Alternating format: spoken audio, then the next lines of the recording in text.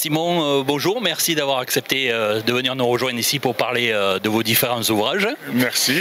Alors déjà, avant de parler de ces ouvrages, on va parler de vous, déjà, un petit peu, faire connaissance.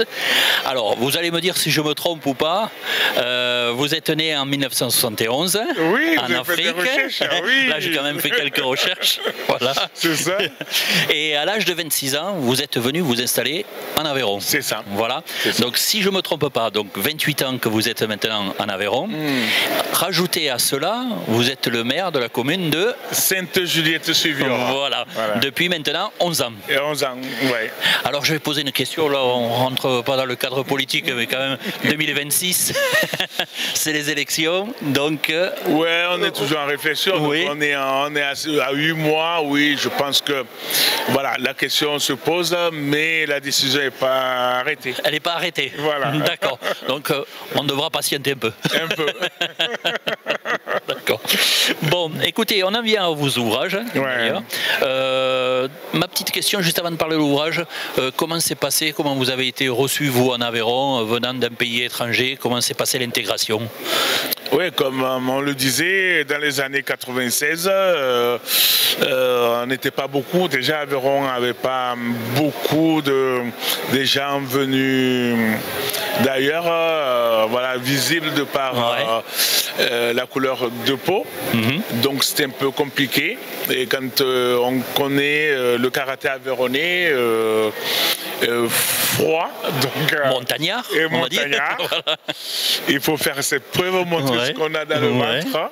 Et moi, j'ai trouvé la solution, c'était d'aller avec eux mouiller le maillot. D'accord. Et donc du coup, c'est le rugby en fait qui m'a fait de suite accepter dans ce paysage aveyronnais, parce que là, du coup, en jouant à Rodez et puis à Cassagne, effectivement, bon, à l'époque, j'étais quasiment le seul à jouer. Donc je me suis fait connaître et puis après, tout a été facile après. D'accord. Voilà, quand on sent des efforts faits d'intégration ou d'immersion, parce qu'il fallait les conquérir. Oui, tout à fait. La petite histoire de Rodez, j'avais pas d'appréhension. Pour aller à Cassagne, on me disait oui, c'est des agriculteurs, c'est des montagnards, ils sont durs, oui. Ok, bon, il y a un copain qui m'avait accompagné, mon ami, mais finalement, j'ai passé mes meilleures années de rugby, mais familiales, avec beaucoup d'intensité, de gentillesse au LSA. Voilà, comme quoi vouloir, c'est peut-être pouvoir aussi. C'est pouvoir aussi, tout à fait. Mais vous le racontez en fait dans ce livre, oui. Simon Owo, enfant du Togo, maire en Aveyron. Vous pouvez nous parler un petit peu de ce livre? Ce livre, je voudrais remercier, disons, la France déjà, dans un premier temps, pour commencer par la dernière page, et aussi montrer que quand on a envie de faire quelque chose, et si vraiment on a envie, il faut y aller. Sincèrement, j'aurais pu baisser les bras ou baisser les armes en 2014, parce que beaucoup m'ont dit on n'y croyait pas, tu ne seras pas élu, tu ne les connais pas, mais je les aurais écoutés aujourd'hui. Et je ne me serais pas réalisé pleinement dans ce que je fais. Donc, je trouve qu'il faut oser transgresser. C'est ce que j'ai fait. En même temps, pour compiler, j'ai voulu raconter aussi ce dessin improbable qui est le mien. Nous, quand on naissait en Afrique, on n'avait pas de perspective. On ne savait pas si on allait être banquier, assureur, parce qu'il n'y a pas de boulot pour tout le monde. Donc, et là, je suis parti de la maison familiale à 11 ans, 12 ans. J'ai dit, je vais devenir prêtre. Je suis allé au séminaire. Voilà, je suis resté 6 ans.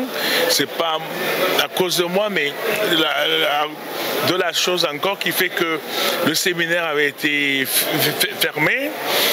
Et du coup, je cherchais une autre famille, au fait.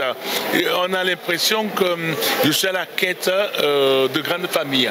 Ouais. Et de là, j'ai été reçu au concours pour entrer à l'armée de l'ère française depuis le Togo.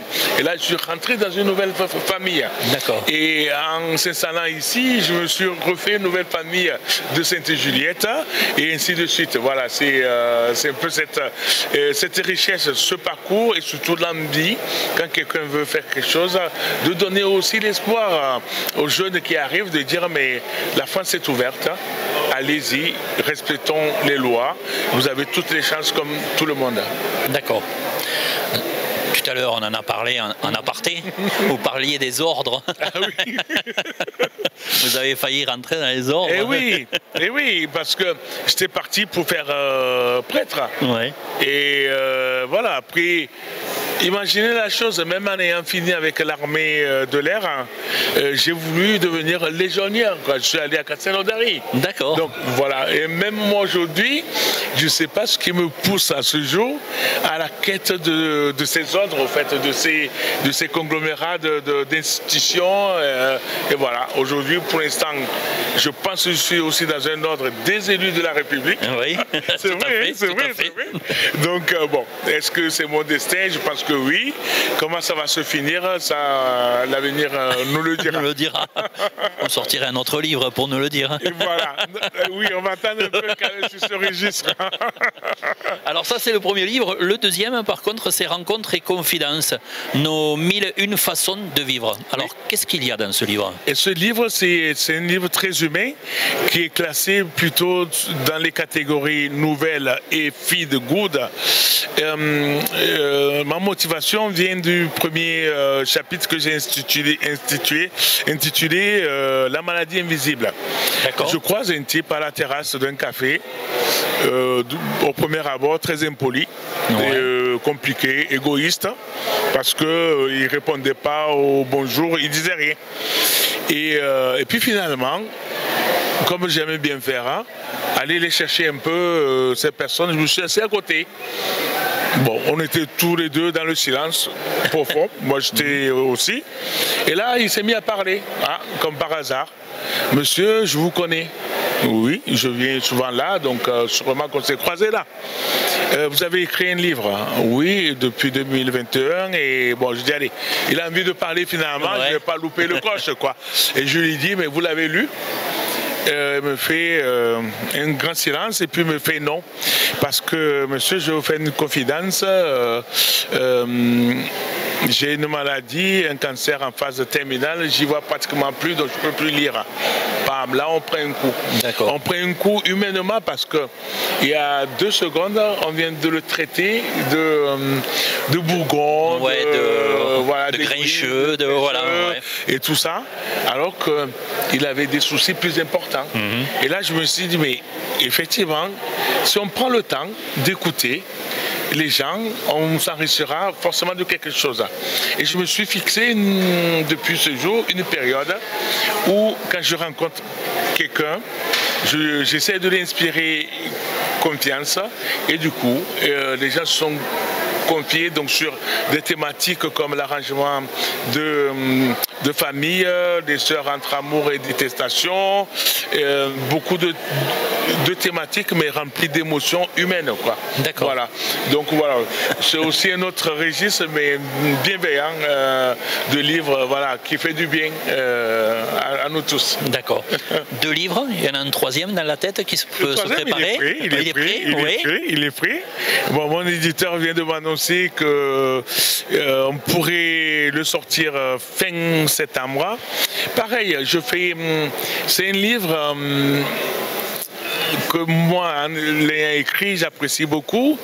Je fais partie de 2 mondes. Le monde culturel d'origine et le monde aveyronnais, donc français. L'idée, c'est de faire cohabiter 2 personnages qui racontent ces mondes-là. Donc c'est l'idée de deux amis avec une amitié intemporelle. Un qui est resté au Togo, donc l'autre qui est arrivé ici, qui a fini donc docteur sur le Python, donc qui aime la pêche, ils aimaient la pêche ensemble. Donc j'ai mis l'eau, la pêche, la vie donc entre deux. Et donc celui d'ici parcourt le sud d'Aveyron, de Nojac jusqu'à Truelle. D'accord. Et raconte un peu nos jolis paysages, ses activités, ses rencontres. Et l'autre en Afrique vit dans un village typique africain.